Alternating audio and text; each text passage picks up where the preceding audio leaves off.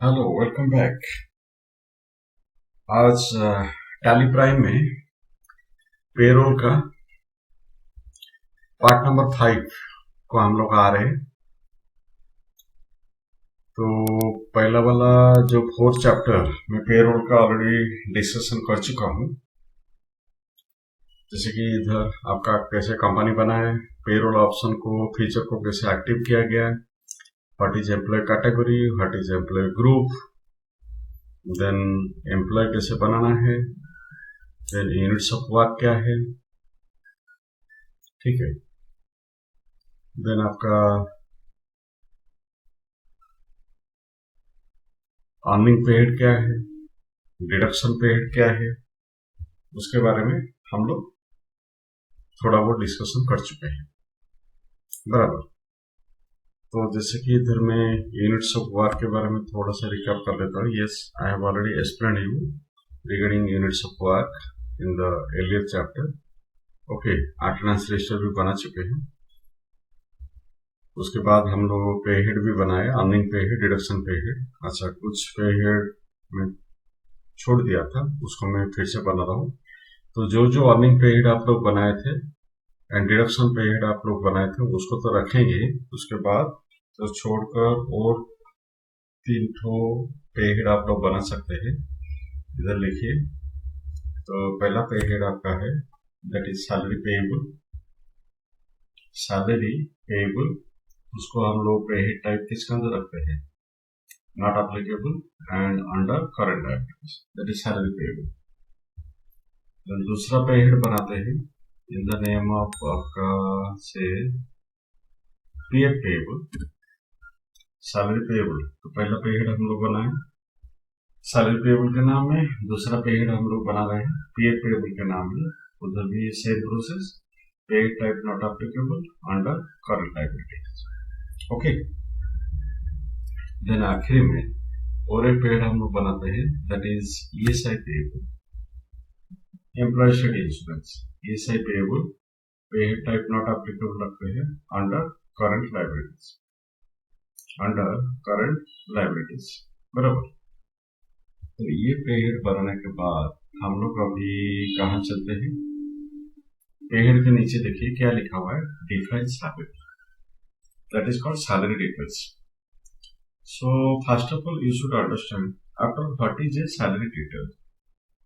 तो जैसे कि इधर आप लोग पे हेड दिखा रहे हैं, आप लोग कितने सारे पे हेड बनाए हैं, तकरीबन 18 से 20 पे हेड आप लोग बना चुके हैं। एक कंपनी में अलग अलग डिपार्टमेंट में अलग अलग स्टाफ काम करते हैं, सबका नेचर ऑफ वर्क अलग है, सबका जॉब रेस्पॉन्सिबिलिटी अलग है। So that's why it is not necessary हर एक महीना में महीने का आखिर में जब स्टाफ लोग का सैलरी का हिसाब होगा, हर एक स्टाफ का हर एक पे हेड में कैलकुलेशन होना जरूरी है, नॉट नेसेसरी।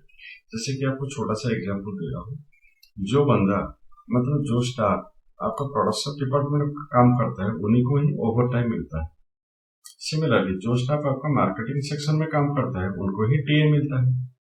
एडमिनिस्ट्रेटिव डिपार्टमेंट में, आईटी सेक्शन में, एचआर डिपार्टमेंट में, grade C employee, super PM वगैरह, उनको ना टीए मिलता है ना उनको ओवर टाइम मिलता है। तो इसलिए हम लोग जब स्टाफ लोग का पे स्लिप बनाने अभी जा रहे हैं, हमको देखना है कौन सा डिपार्टमेंट का कौन सा स्टाफ का महीने के आखिरी में क्या क्या पे हेड लेकर कैलकुलेशन होने वाला है।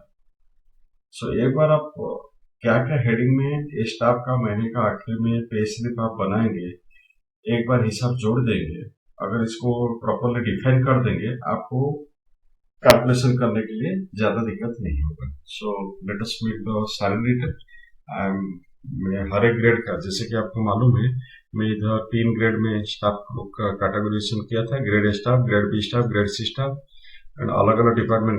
ग्रेड ए में अलग अलग डिपार्टमेंट आ रहे हैं, ग्रेड बी में अलग अलग डिपार्टमेंट आ रहे हैं, ग्रेड सी में अलग अलग डिपार्टमेंट आ रहा है। मैं एग्जाम्पल के लिए तीनों एम्प्लॉय का डाटा सेट बना चुका हूँ, एक आपका ग्रेड ए का स्टाफ, एक ग्रेड बी का स्टाफ, एक ग्रेड सी का स्टाफ एंड तीनों स्टाफ का मैं सारे डिटेल डिफाइन करने वाला हूँ। I have already done it, just have a look that is define salary. तो पहला स्टाफ हम लोग लिखते हैं मिस्टर राकेश दास, वो क्रिएट पेज में करेंगे, ऑलरेडी हम क्रिएट कर चुके हैं इसलिए मैं ऑल्टरेशन में दिखा रहा हूँ। मिस्टर राकेश दास, मिस्टर राकेश दास, जब सारे डिफेंस सैलरी करेंगे आपको सारे डिटेल क्रिएशन करने के लिए ऐसे पेज आएगा। इधर नेम के जगह में क्या लिखेंगे, स्टाफ लिखेंगे, अंडर कौन सा डिपार्टमेंट में काम करता है। ठीक है, तो उनका कौन सा महीना का, अप्रैल महीना में स्टाफ ज्वाइन किया ना, तो अप्रैल महीना का पगार हिसाब करेंगे क्या क्या पे हेड लेकर। जैसे कि इसलिए इधर डेट दे रहा हूँ 1/4/21 देते हैं, होता है ऑलरेडी ले चुका है। ठीक है, उसी को हम लोग एक का देख लेते हैं। ठीक है, कोई बात नहीं, चलेगा, कोई भी महीना का देखते हैं। सो इधर डाटा पुट करने से पहले आपको और एक चीज ध्यान देना पड़ेगा, नहीं तो शायद कुछ घर में सिलेक्शन आपका रह सकता है, कुछ घर में सिलेक्शन भी आपका नहीं रह सकता है। तो पहले तो F12 दबाइए, इसको कॉन्फ़िगरेशन कीजिए एंड इधर जितने सारे फंक्शन ऑप्शन है इसको यस करना है। ठीक है, इसको यस करके आप लोग आगे जा सकते हैं। तो बेसिक सैलरी इधर हम पुट किए हैं 20,000। DNS allowance as per the formula HR को 6,000 रखा गया है। This is not the voucher, इसी प्रोसेस में कैलकुलेशन हम लोग करेंगे। देन कन्वेंस अलाउंस 1,500 रुपया। सैलरी एडवांस कुछ लिया है कि नहीं लिया वो बाद में वाउचर में पता चलेगा। अगर लिया है तो जब वाउचर हम लोग बनाएंगे उसी जगह पर डायरेक्ट हम लोग डाल सकते हैं।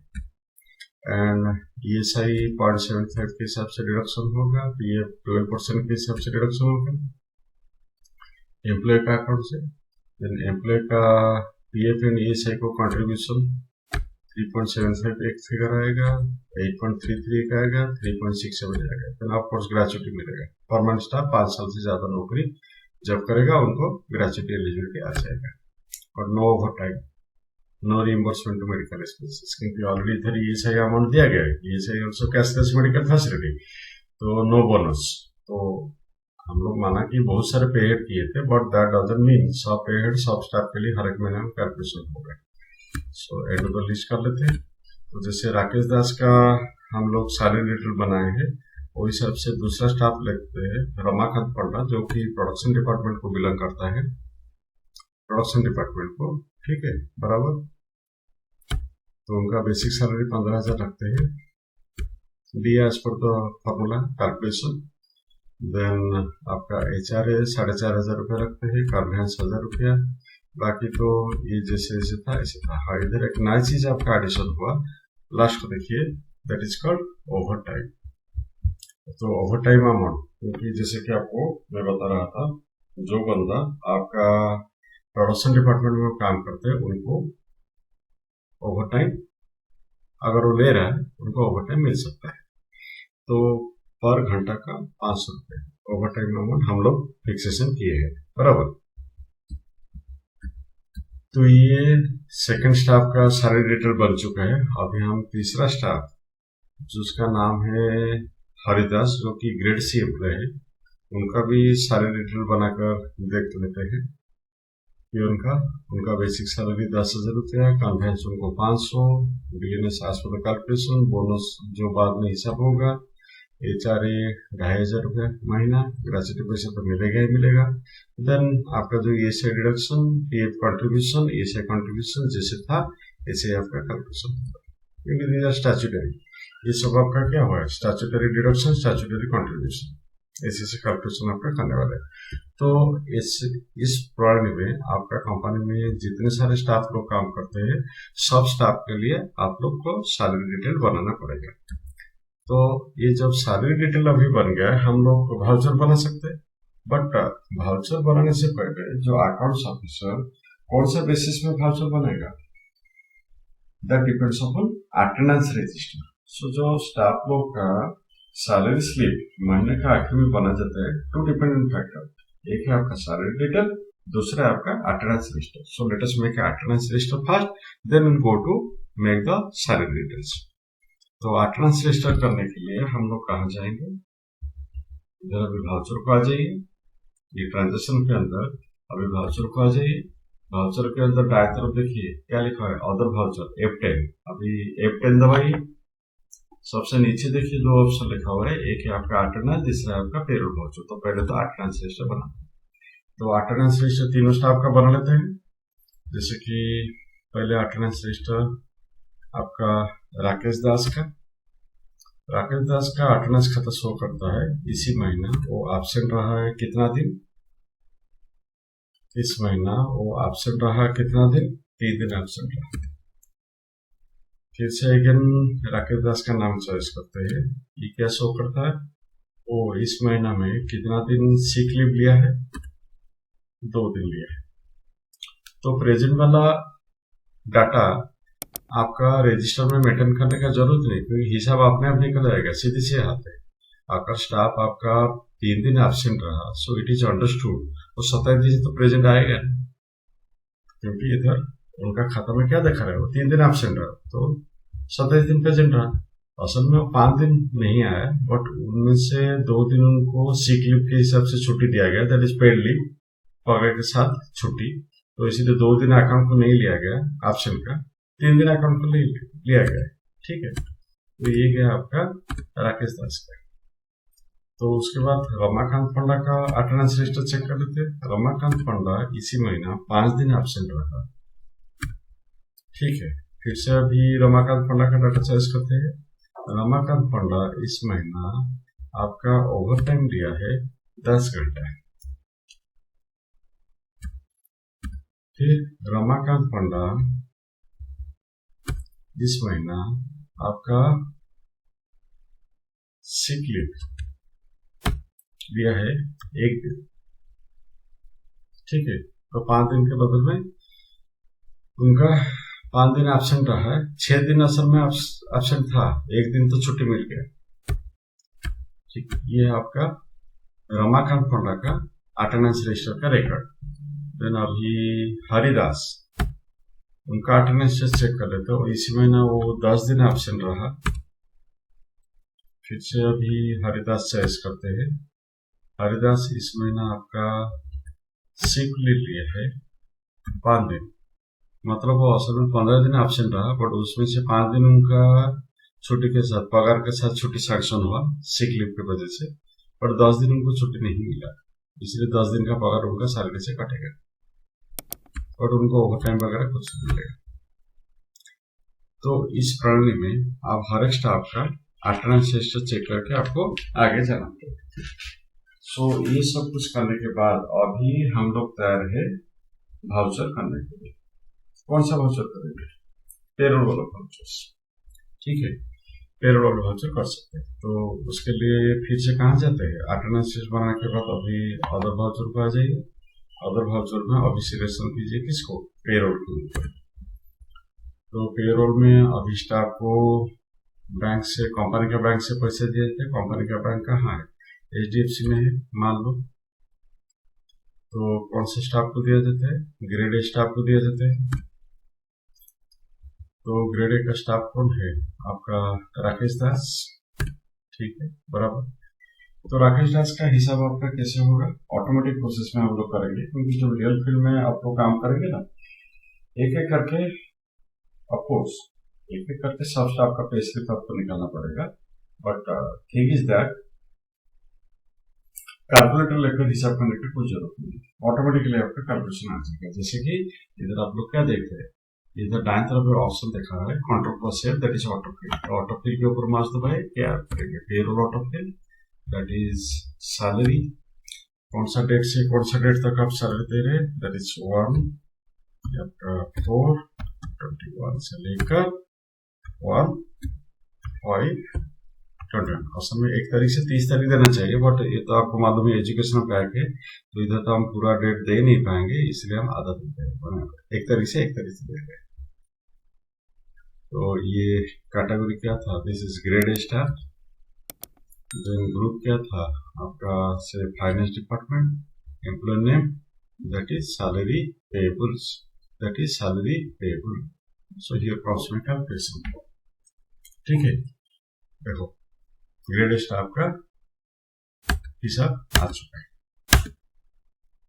वो हिसाब से फिर से हम लोग क्या करेंगे, वही बैंक वाला देखेंगे, बैंक बैलेंस तो जीरो दिखा रहा है, नेगेटिव बैलेंस दिखा रहा है, क्योंकि हम लोग बैंक में तो कुछ बैलेंस पुट किए नहीं, इसलिए तो नेगेटिव दिखाएगा, पर जो बैंक में बैलेंस रखेंगे this figure automatically get adjusted. Okay, so this is again grade star Rakesh Das, उनका पेरोल ऑटो फिल करते हैं। अभी हम लोग क्या करेंगे, this is PF contributions, PF contribution 1 4, this is 21 again, then आपका 1 5 21, then इधर रखेंगे आपका ग्रेड ए, ये आपका स्टाफ का नाम क्या है, ग्रुप का नाम क्या है, that is finance department, employee name that is PF. आगे उनका पे वाला हिसाब आ गया कंपनी की तरफ से स्टाफ अकाउंट को जो कंट्रीब्यूशन किया जाता है। तो फिर से अभी बैंक को चॉइस करते हैं, देन अभी ग्रेड बी कैटेगरी चॉइस करते हैं। ग्रेड बी का है रमाकांत पंडा, उसका भी ऑटो फिल करके चेक कर लेते हैं। Payroll auto fills that is first तो सैलरी आएगा, देन आपका अप्रैल का सैलरी देखते हैं, तो इसलिए इधर 1/4/21, इधर आप क्या डेट देंगे 1/5/21, that is grade B star, and of course group क्या आएगा, प्रोडक्शन आएगा, employee name that is salary payables. तो ये आपका रमाकांत पंडा जो प्रोडक्शन डिपार्टमेंट है, देखो आपको 10 घंटा लिया था, 1 घंटा का 500 था, आगे आपका 5,000 ही। तो ये आपका रमाकांत पंडा का सैलरी पेबल स्टेटमेंट निकल चुका है। अभी फिर से हम लोग बैंक अकाउंट को जाते हैं, अभी फिर से ग्रेड बी लेते हैं रमाकांत पंडा, इससे अभी आपका ऑटो फिल वाला फिगर आ जाएगा, payroll auto fill that is for PF contribution, ये इधर आपका डेट डालते हैं। ओके, डेट आपका दिया जाएगा बराबर, then आपका this is grade B star, this is production department, employee name, and this is of course PF paper. Okay, हो गया आपका हिसाब। देन अभी फिर से बैंक लेते हैं, तीसरा स्टाफ का चेक कर लेते हैं। This is grade C star that is Haridas, and payroll auto fill, payroll auto fill, and this is of course salary, तो क्या पुट कर देते हैं 1/4/21, फिर इधर आपका आ जाएगा 1/5/21, इधर आपका this is grade C, then ये आपका ग्रेड सी में क्या आएगा PM category, then this group employee name that is salary pay. तो जो क्लास ग्रेड सी का जो एम्प्लॉय था उनका पे स्लिप हम लोग निकाल चुके हैं। ओके, देन फिर से अभी बैंक अकाउंट को चॉइस करते हैं, that is grade C star Haridas, तो इधर फिर से ऑटो फिल के ऊपर मार्क्स दबाते हैं, payroll auto fill, now this is PF contributions, now this is 1/4/21, this is 1/5/21, ठीक है। तो ये ग्रेड सी आएगा, that is fuel, employee name that is of course PF payable.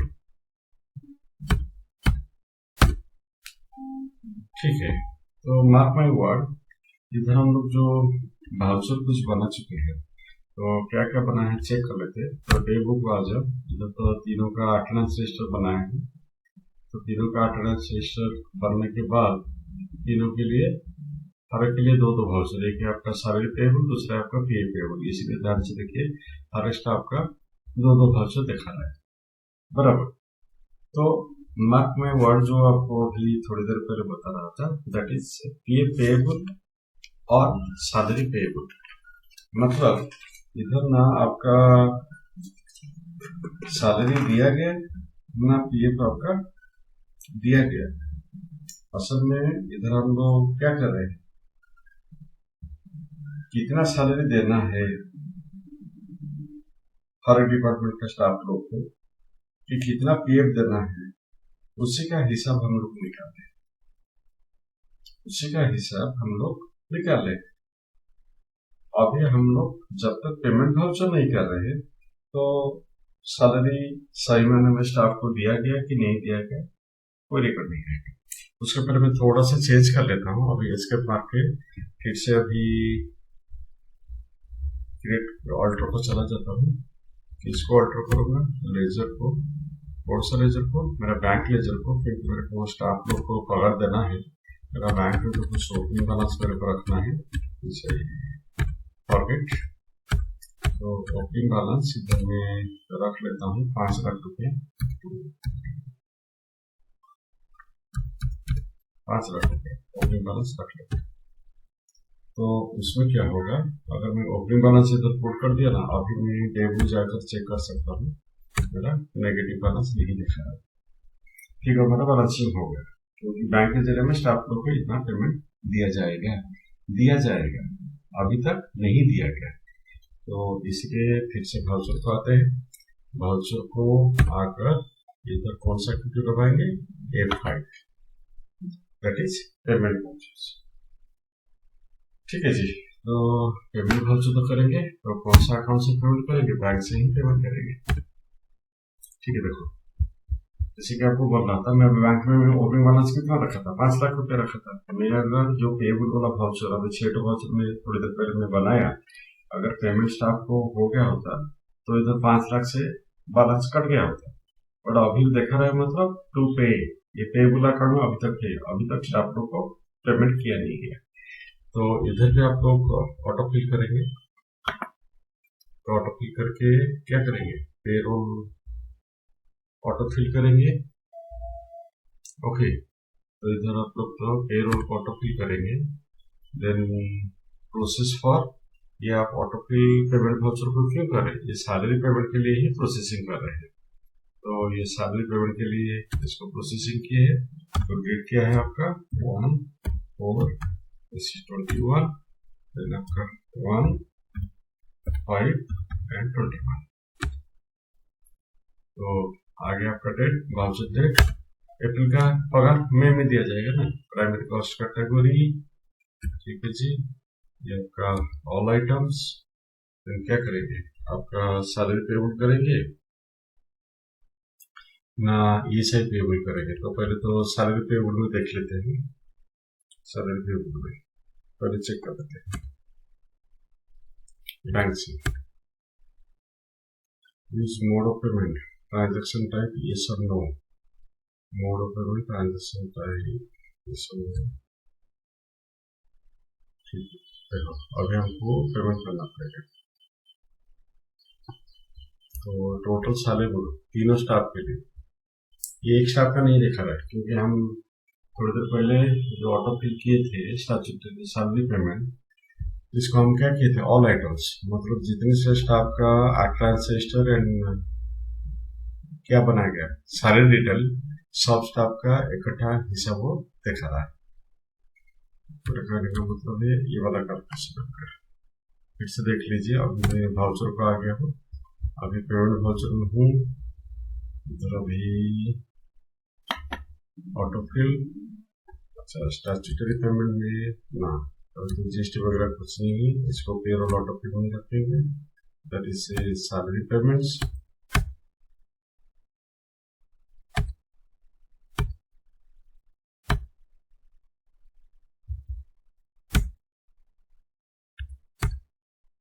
इसको अगर यस करते हैं,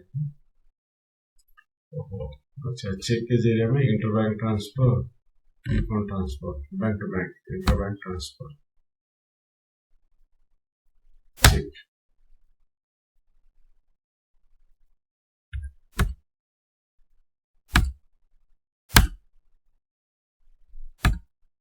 ओके, तो पूरे सब स्टाफ का दिखा रहा है, तो इधर हम लोग डालते हैं 17,606 रुपये।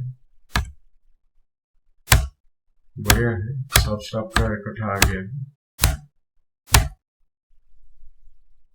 ठीक है, तो फिर पीएफ का देख लेते हैं। पीएफ का कुछ की नहीं, ये तो सैलरी पेएबल में कैलकुलेशन आपका हो गया है। तो ये आपका सैलरी, बाकी पीएफ ही सब तो अपने जगह में है। अभी हम लोग अगर इसका कुछ रिपोर्ट वगैरह चेक करना चाहता हूँ तो इधर मैं आ जाता हूँ, डिस्प्ले मोर रिपोर्ट्स।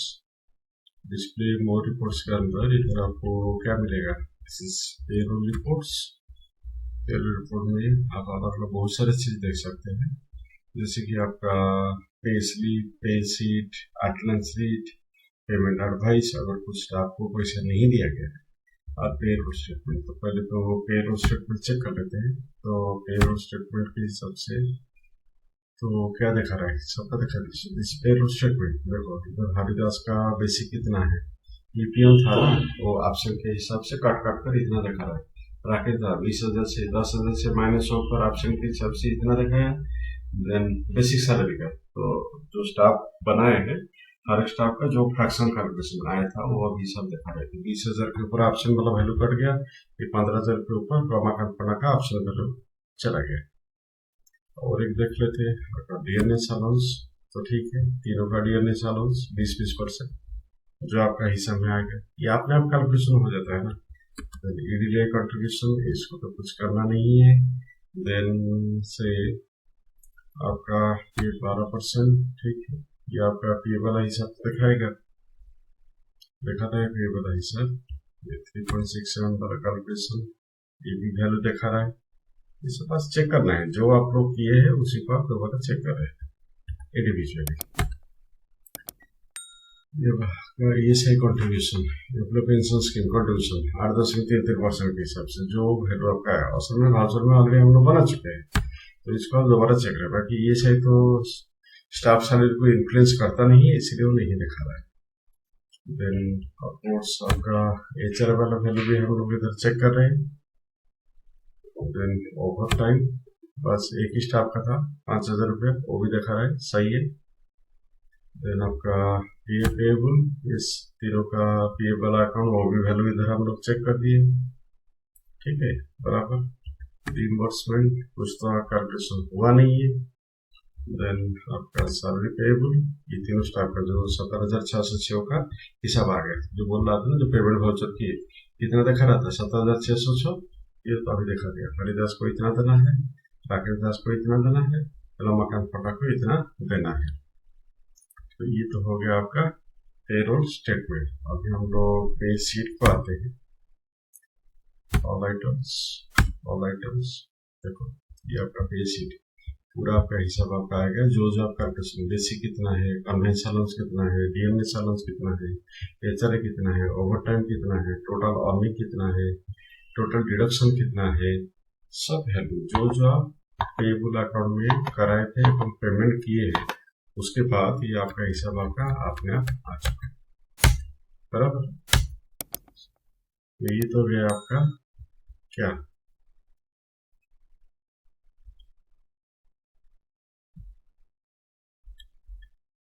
पे शीट। देन अभी हम लोग बनाते हैं पे स्लिप। पे स्लिप मान लो ये तो ऑल आइटम पे देख लेते हैं पहले, सबका आ गया है। ग्रेड स्टाफ का, ग्रेड स्टाफ का, ग्रेड से, क्योंकि महीने का आखिरी में स्टाफ लोग को कंपनी की तरफ से स्टेटमेंट दिया जाता है। स्टाफ का हक बनता है कंपनी से हिस्सा मांगेगा, भाई मेरे को जो सैलरी दे रहा हूँ किस बेसिस पर दे रहा हूँ, उसको मेरे को कैलकुलेशन चाहिए। तो राकेश दास का चेक कर लेते हैं। So yes, this is called pay slip. So this is all about salary slip generation. जो फर्स्ट क्लास को याद कीजिए, हम लोग पहला चैप्टर में क्या देखा रहा था, पेरोल चैप्टर में हम लोग क्या निकालेंगे, महीने का आखिर में स्टाफ को पगार कैसे मिलता है, उसका कैलकुलेशन कैसे होना चाहिए। सो this is called pay slip calculation. ये सब आपका अर्निंग हेड दिखा रहा है, ये आपका डिडक्शन हेड दिखा रहा है, ये आपका नेट सैलरी अमाउंट दिखा रहा है। बाकी स्टाफ का अटेंडेंस रजिस्टर है, प्लस स्टाफ का आप जो बेसिक डिटेल आप भरे थे, जब एम्प्लॉय डाटा शीट बनाए थे, उसी का डिटेल इधर आप लोग देख पा रहे हैं।